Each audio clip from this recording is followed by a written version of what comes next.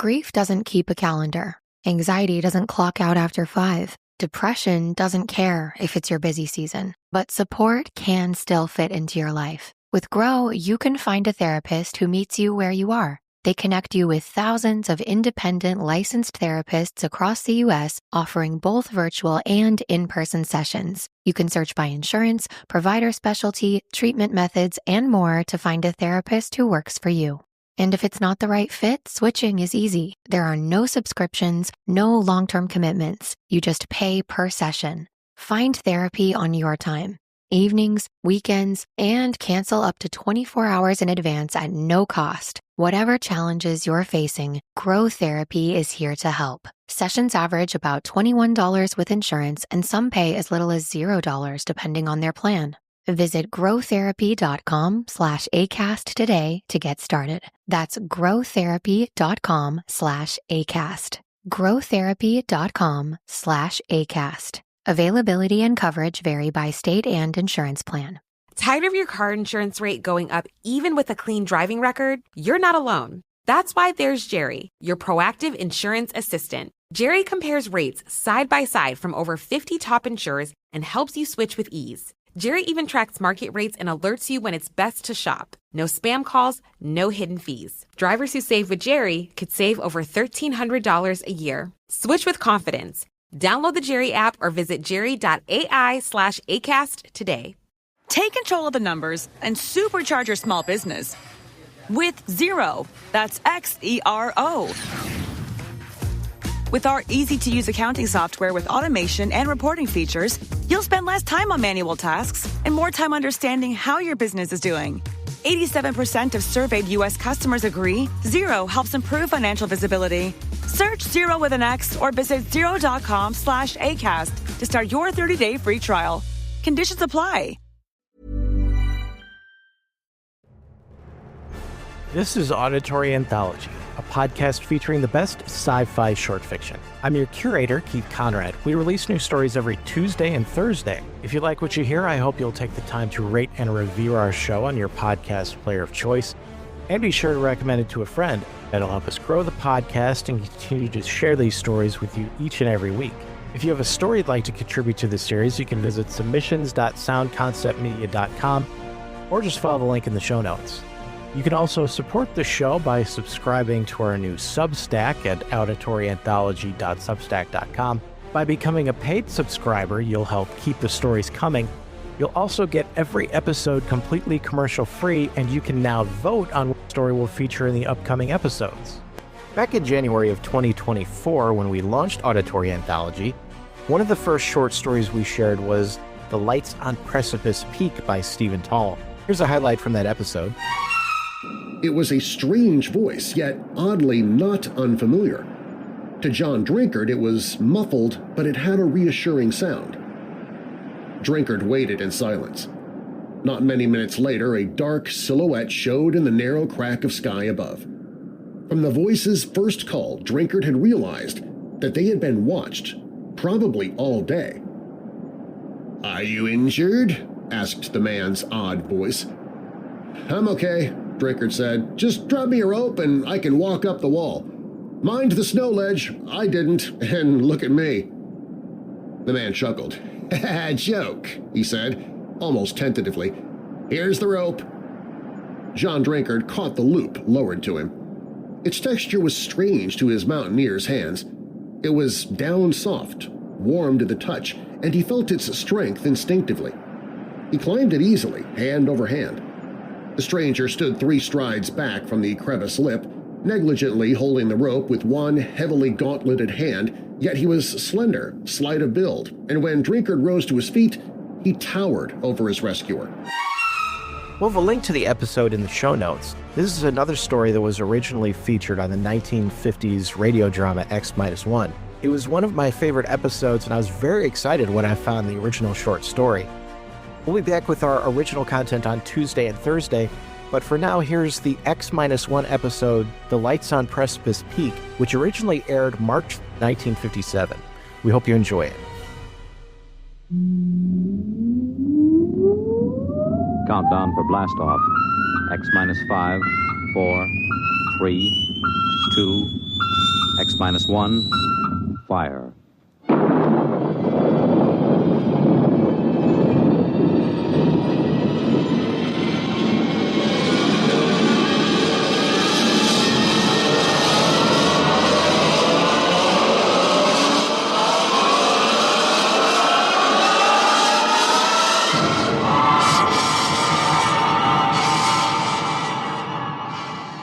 From the far horizons of the unknown come tales of new dimensions in time and space. These are stories of the future, adventures in which you'll live in a million, could be years, on 1,000 maybe worlds. The National Broadcasting Company, in cooperation with Galaxy Science Fiction Magazine, presents X minus 1.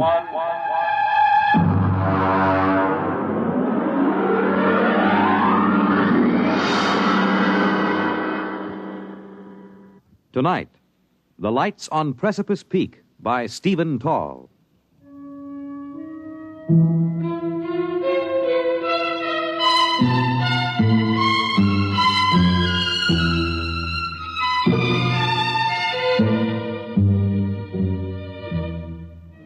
We were sitting on the porch of the lodge, the three of us, Chuck Evers, Royston, and myself. Chuck was smoking one of those 5 for a quarter stinkers he affects, but he let it go out as we sat in the darkness, stared across the narrow valley below us, then up again to the mountains of Bighorn Glacier, 6 miles away and 7,000 feet up in the thin, cold air. There it is. You see? Where? Well, follow my hand. I'll line it up with a tall pine tree on the first ridge. You see? Very small, dull red. It's been up there for about 5 minutes. I didn't see anything before. You see? Moving along. Well, it seems to be the lip of Bighorn Glacier. Give me the binoculars. Yeah, it's a glow, all right. Small but definite glow. You want to see it, Royston? Thank you. Well, that's that. You can see it, but still you can't. The glasses didn't pick up any outline. It's still just a glow. Spooks, that's what. Spooks. Spooks? Yes, apparitions. Haunts, hobgoblins, ghosts, banshees. Well, at least these mysterious lights of Precipice Peak make no sound. Are you sure? How do you know that every coyote that you hear is really a coyote? Well, at any rate, if they make sounds, they're sounds of the country. A miserable country. Sir, you were speaking of the land I love. If you don't like it, why stay around? It is supposed to make me a man of vigor with red corpuscles and a need for cold shower baths. Actually, there is nothing wrong with me. I was simply born to sit and watch while great louts like you run and wrestle and climb and sweat. There, the light shows again. Now, you can see it with a naked eye. It's higher than it was before. It's moving along. It's going along Fifth Avenue Trail. Spooks don't need a route of ascent even on precipice. All of a sudden, the lights of Precipice Peak are getting solid. Now, I've got a feeling they'll leave a sign. Sign? Yes. Traces. Right. Traces, tracks, spores. The only mystery about those lights is we don't know who makes them. They're getting to be a tourist attraction. Maybe that's a lead. Over the swamps of Louisiana, where I wish I now were, I have seen balls of fire that were drifting. It is swamp gas, methane, slowly oxidizing, glowing. Could this up there on the mountain be something like? Almost impossible. Anyhow, balls of gases wouldn't follow a trail. Those blasted lights do. Take it easy, Chuck, boy. Tomorrow you can look for yourself, remember? At daybreak, we go up to solve the mystery of the lights. Ghastly. To go out at dawn is as bad as eating raw flesh. But tap on my cabin door as you go by. I will wave to you from the window.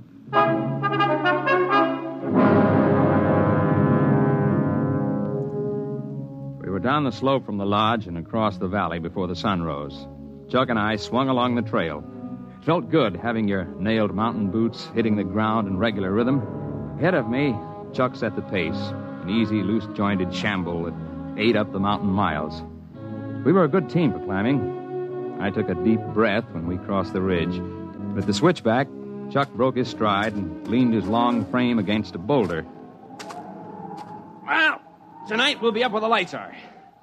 Punch me if you see one first. Lights, nuts. There'll be none while we're on the peak. $5 says so. Well, I'm not a rich man, but I love a sporting chance. Here's my 5. It's a bet. Where'll we put him? Well, here. I'll empty this out. I got a tobacco tin. Stick it in here. Okay. Here's my 5. All right, we'll put it under the stone here.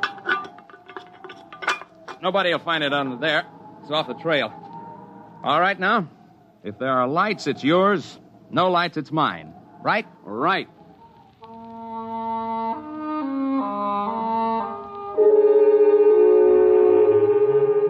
Going into the world above the trees is one of the good things of a peak climb. Hoary marmots whistled from their rocks. Conies scurried. The gray-barred ptarmigan crouched almost invisibly among the gaudy alpine fields of mountain sunflowers and tiny forget-me-nots. At dusk, we laid out our bedrolls on a level bit of tundra in the lee of a massive outcrop near Bighorn Glacier. We cooked a kettle of stew and heated the water for tea. Thin Chuck walked away a few paces from the fire to empty the kettle. Ow! What's the matter? Stone turned under me. My ankle. Give me a hand. I got you. Oh, set me down again. Okay. Now let's take off that boot and the sock. Oh. Well, I have a feeling, my friend, that I will not climb that peak in the morning. Get the sock off and let's see how bad it is. Oh. Well, we'll pack ice on it and tape it in an hour. Maybe it's a simple twist. Well, you know it isn't. Sure, I know. I thought you wanted to be cheerful, that's all. It's like when I broke 3 ribs climbing to look into a bird's nest the day before we were tackling the east face of Long Peak. Then you would chin up. Well, that was different. I wasn't hurting.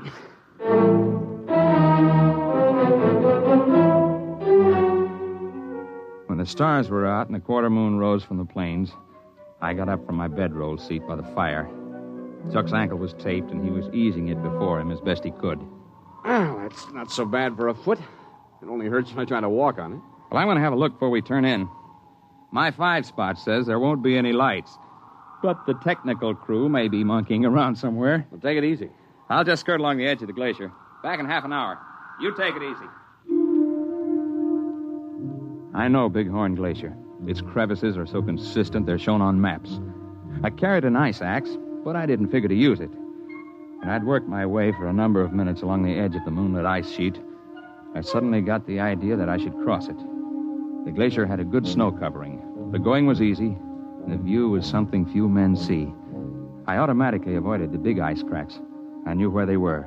And then I slipped through a snow roof and fell. I wasn't hurt. The moonlight from the crack above showed my ice axe beside me. It was a lucky fall, except for the fact that I couldn't get out again.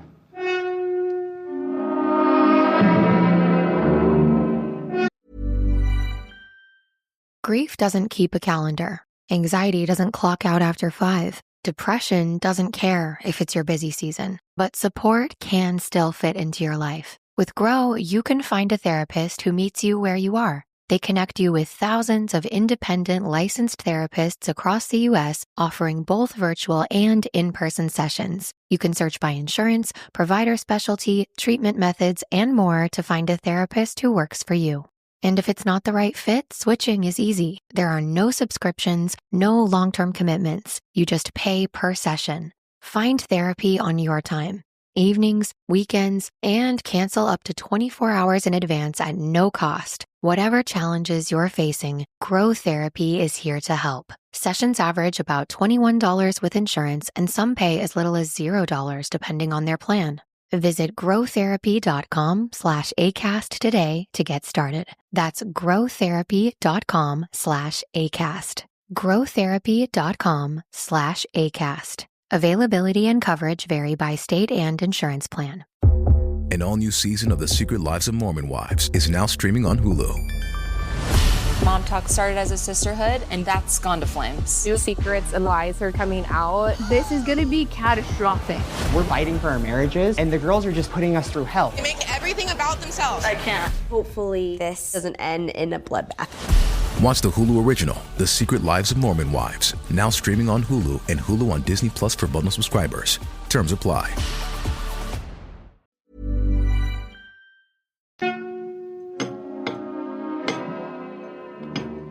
Time after time, I tried to dig hand and footholds into the splintering ice wall. but I was freezing my fingers, making no headway. Cold was beginning to bite into me. So I settled myself on my heels quietly and tried to decide what to do.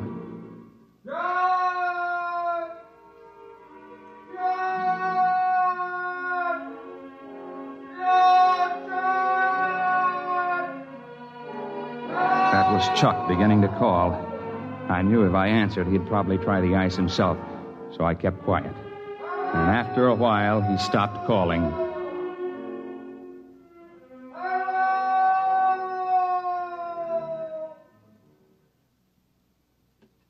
And then, suddenly a dark silhouette showed in the narrow crack of sky above. Are you injured? I'm okay. Just drop me a rope and I can walk up the wall. Mind the snow ledge. I didn't, and look at me. A joke? Here's the rope. Hey, what kind of a rope is this? I never saw anything like it. It's warm. Have you got it now? Yep, here I come. Hang on. Okay, over the ledge.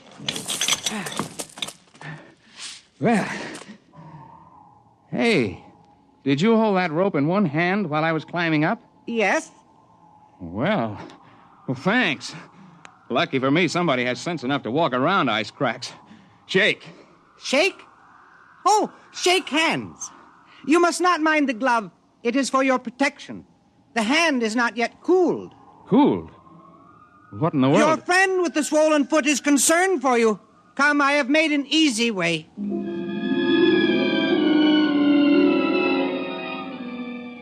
I've climbed mountains up and down the Rockies, but I confess, following this fellow, I felt like a tenderfoot. The man's odd voice and stilted phrases tantalized me, yet I knew they were not entirely strange. There was the question of his hot hand. I dropped back a couple of paces. The man was setting his booted feet into a line of holes that had not been on the glacier earlier. I could swear to that. And as we approached the edge of the glacier, I could see him clearly, for he was surrounded by a dim red glow which grew brighter with each step. In a few moments, it was as if he were outlined in flame, and I could feel a warmth radiating from him. I wondered why the snow didn't melt under his tread. It's the boots! They insulate! Oh, I see. Thank you. Hey, you not only light up, but you pick brains. Both good tricks. A joke? I guess so. Only here on Earth are there jokes. We can never be sure about them. We, huh? I thought a gag like this would take cooperation. How many of you boys are in on it? We are 4. We had left the ice. We were threading along the little ledge that gave onto the boulder field. I noticed that the ruddy glow had faded completely, that the man up ahead was now simply a dark silhouette. We reached the tundra and spotted Chuck's tiny fire. He sat next to it, the tape-footed ankle eased on a pack sack before him. Well, hello. You took your time. I fell in a crevasse. And I owe you $5. Oh? Oh! You should put the more important statement first. But we can take that up later. I see we have company. Oh, yeah. This is Chuck Evers. I'm afraid I didn't catch your name. I am called Zell. Zell? Yes. Well, it's different anyway. That is because I am different. He can read your head like a crystal ball. And he lights up like a neon sign. Easy, boy. You've slipped on the ice before. Sit down. Let's quit being funny. Let us all sit, and I will tell you why I am Zell. I will do it because I know when you repeat my words that you will not be believed. Now, listen. You listen. You came up to climb the peak, but also you came to see what caused the lights. If you had not had misfortune, you would have climbed the peak, but there would have been no lights. We would not have come. Hey, there's a light back up there where we were. You see? That red light on the glacier? Well, yeah. Yeah, moving across. That is Zor. We grew in the same membrane. He is erasing our trail across the ice. Yeah, very smart. We can tell tales down there, but there won't be any proof, huh? That is correct. Chuck Evers, you are wondering about the statement that we grew in the same membrane? Well, yeah. Yeah, I was thinking that... I should have said that we are twins. Holy... You're right, John. It is telepathy. You weren't out of your head. The truth is simple. We have told it before, but no one ever believes. And it has not seemed wise to support our facts. We, Zor and I, with our companions Zim and Zet, are explorers. But we do not explore mountains. Here we rest and allow ourselves to behave normally. We explore in towns and cities where people gather. It is strenuous. We cannot tolerate it for long. Then we must go into seclusion and renew ourselves. Yeah, I know what you mean. 10 days in Denver and I feel like I've been staked with a short rope. I gotta get away. Your problems are simply a matter of preference. Ours are physiological. We cannot long maintain metabolic balance in the company of people. Thus, Zim and Zet are now back in the world you inhabit. When they must rest, then our turn comes. I will show you. This is a rock. You may call it granite. To me, it is food. So. Eat it in good health. Thank you. Among people, this would be conspicuous. You are not adapted to get oxygen from rock. We are. Well, I'll admit that's a tougher cereal than I'd want to try. But the point of the joke still escapes me. There is the matter of my body glow. I can control my body temperature, raising it and lowering it as I choose. The greatest difficulty when I am among you people is to keep myself down to human body heat. Normally, it is much higher than yours. And when, due to exercise and metabolic speed-up, excess energy is accumulated, it is satisfying to us to radiate it, much as you get released by deep sighs, by long breaths, by stretching your limbs. Unfortunately, when we radiate rapidly in air, we glow. It has made us conspicuous. Yet your unawareness of us is a marvel. For creatures so well supplied with adaptation for sensation, you are indeed blind. You sound like an old professor I had once. I didn't understand him either. Zor is waiting by the glacier. We have plans for this time. When you return to the settlement below, it would perhaps be wisest not to explain the lights.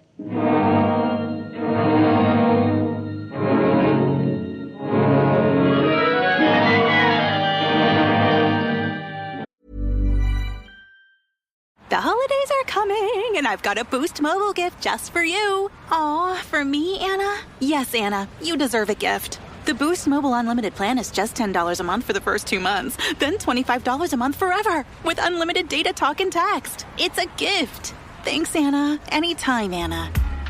The holidays are here, and the best gift is for you. Offer valid at boostmobile.com. After your first 2 months, you'll pay $25 a month unless you go online or call to cancel. Requires autopay.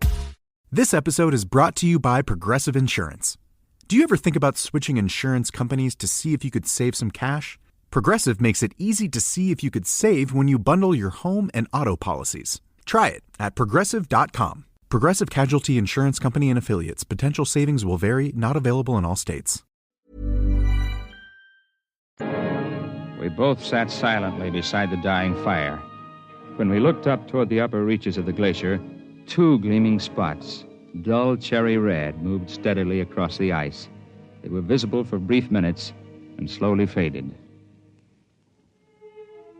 To descend Precipice Peak, even if only from Bighorn Glacier, is no fit task for a cripple. Still, we knew it had to be done. So in the early morning, we set about it. Where the going allowed it, I simply backpacked Chuck. We made use of every ledge, because Chuck could rappel himself down spots he could not climb or be carried. We were both mountain men and tough, but by mid-afternoon, we knew we'd had enough. We were lucky, though. We ran into Heine Cobb, the ranger, heading down trail with 2 pack horses. We stopped only once, the big switchback. I got down from my horse, pried up a stone, took the tobacco can from under it, and gave it to Chuck without a word. Back at our camp on the lakeshore, Chuck and I weren't disturbed by questions. When men fail on the peaks, they tell their own stories in their own time. Chuck's ankle showed quick improvement, and in a couple of days he was hobbling about. Only young Royston came to visit us. You have not been back to the lodge. Perhaps you are afraid to show your faces. People talk your arm off up there. Not many of them have the gall to come snooping around here. You cannot offend me. I was concerned for you. I was interested, so I came. Did you see the lights? Nope, nary a light. I told you they wouldn't show up when anybody was up there. You collected $5 from me, betting on the other side of the fence. You were the man who was so sure there'd be some sign. I do not understand. You are both confusing everything, and you are both lying. There were lights on the peak when you were there, and I have a feeling you saw them. They were quite a show from here. Well, this is the place to see them from. Closer up, you lose perspective. Well, I must go. Friendship means nothing to you, so I will take my small hike back to the lodge again. Actually, I came to say that tomorrow I leave this miserable place and go home. I've endured all the health I can stand. Now, that's a different story. We're sorry to see you go, fella. My regards to the swamps. 10 to 1 when you get there, you'll wish you were back. This I very much doubt. Goodbye, John. Goodbye. Oh, there's a funny fella. Hey, what are you doing? Just feeling the stone step where he sat. I thought so. He really liked us, but this time he was careful not to shake hands. Did you notice? Yeah. In spite of himself, he had reached his limit of control. His temperature is going up. Yeah, I guess it is. He never could see a joke. And remember how he'd say something and then wait, as if he didn't understand it? And then all of a sudden it would come to him? He'd wait to pick our brains for every new word. You mean Royston? Royston is a name out of a hat. When that lad really goes home, he'll go with his buddies up there on that peak. I wonder which he is. Zim or Zet?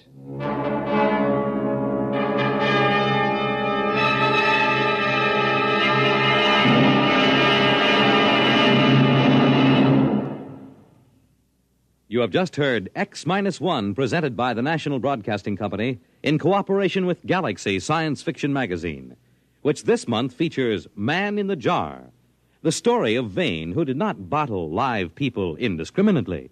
He had to have a sound business reason. Galaxy Magazine on your newsstand today. Tonight, X-1 has brought you The Lights on Precipice Peak, a story from the pages of Galaxy written by Stephen Tall and adapted for radio by Ernest Kenoy. Featured in the cast were Jim Bowles as John Drinkhart, Joseph Helgeson as his fellow climber Chuck Evers, Ted Osborne as Zell, and Kurt Benson as the man who called himself Royston. Your announcer, Fred Collins. X-1 was directed by Kenneth McGregor and is an NBC Radio Network production.